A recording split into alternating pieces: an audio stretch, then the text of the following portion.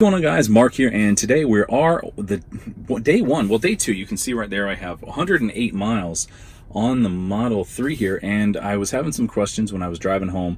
Not only did the questions I had was the autopilot, and I got that to work and found out some pretty neat things about it. And today, though, we're going to be going over the air conditioning system, because in the forums, on the Model 3 forums, I continuously see that there's people that are having trouble with figuring out how the air conditioner works totally. So we're going to go through that from left to right here and tell you everything about it that I know of. On the left here, that's your power button. If you want it on auto, it will auto climate control the car. And what you do then is you just set it to a particular temperature, and it will maintain that one consistently.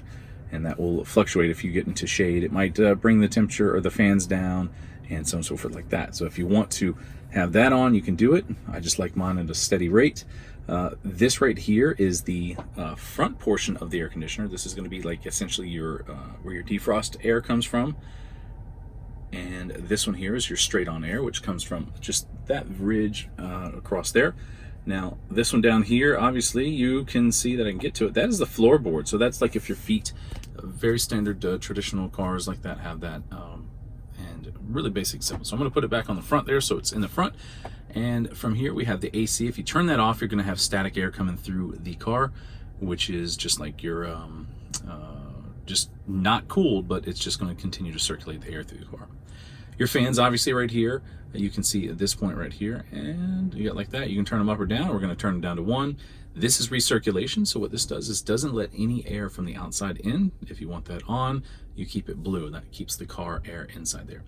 Now, something new in this newest update is there's a couple different things you can do here. Is you have the off and you have on. So when you leave the car, this right here indicates climate will stay on after you leave the car and will turn off when the battery reaches 20%. So if you want to leave it on for whatever reason, you can. And then the next thing is the dog version. Climate screen will stay on after you leave the car, will turn off when battery reaches 20%. Dog mode is for pets only. Never leave a child unattended in a vehicle, even for a short time. Sentry mode will be disabled on this. So what that does is, I think if I remember seeing it correctly, I don't have a dog here, but it leaves a note on the screen here as well, so that when people are passing by, they're not freaking out about it. But today, the little secret feature that I want to go over is this one right down here. It's not even really a secret feature, it's just grayed out. But if you're not sure what it is the vent in the back right here. So if you look right here, there's a vent right there. And the reason why I discovered this is because my daughter was saying, "Daddy, I'm hot." And I was listening to her, and I'm like, "Harper, the air's on." And she's like, "Well, I don't know, it's hot." And she wasn't really hot because I reached back there and felt it. It was just there was no air circulating. So once I turned that on, I looked through this whole panel here, and I was like, wow, that must be what that is. So I heard it, and I heard I don't know if you hear the little louvers. There you go. So hopefully you can hear the little louvers changing position right there. And I said, "Do you feel the air?" And she's like, yeah, I feel it. So that's how you turn on the back passenger air right there. Another thing is if you are in the middle of like driving around and you want to manually control your air from the dashboard right here, you can with a simple swipe right where the temperature is here. The fans don't work in that fashion though, but at least the temperature does. And then the next step that you want to find out here is if you want to sync the air between left and right on the drivers, you can do that.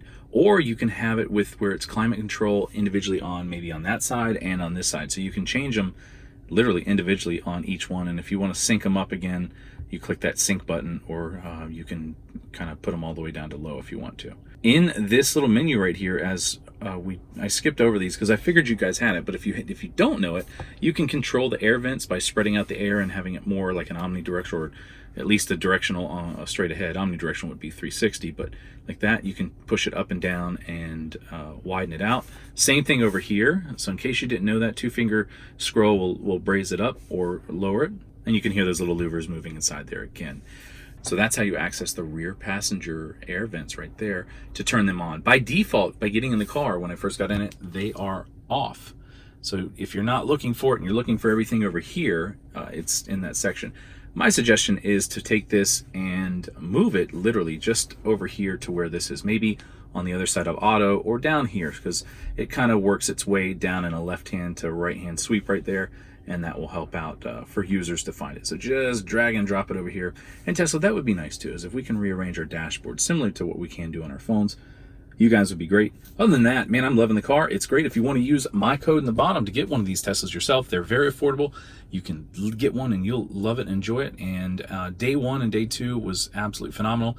I actually had an incident where a drunk driver was rolling through an intersection and they were passed out over the vehicle or over their steering wheel, and the Tesla was beeping, and by the time that I was able to move my foot from the accelerator pedal to the brake, Tesla was already starting to brake and hit the brakes there for me. So it is a phenomenal vehicle.